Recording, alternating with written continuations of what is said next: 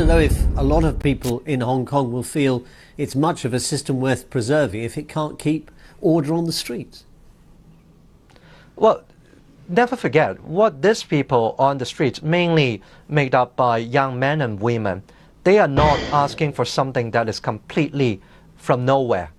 These young people, of course, they are the future of this city. They are simply asking this government to be responsible.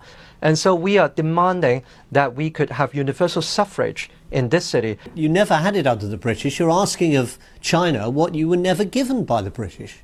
They never gave you universal suffrage. They put it as an aspiration in the basic law, but they never gave it to you.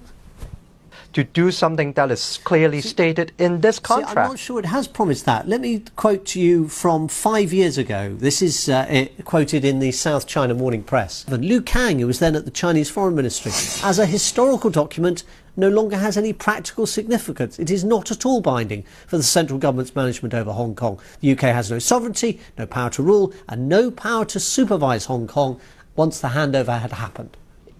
This is, of course, we Democrats in Hong Kong, we think that is a wrong statement.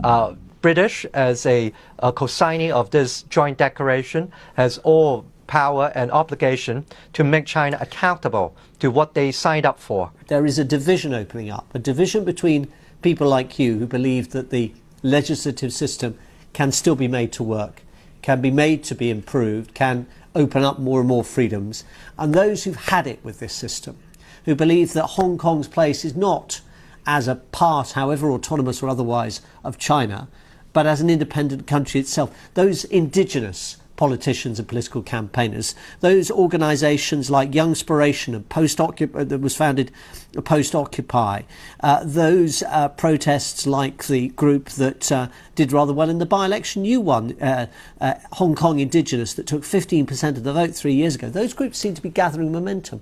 Isn't there a real problem here that there is a generational difference and the young are no longer listening, and they're not listening to Carrie Lam, and with respect, they're not listening to people like you either?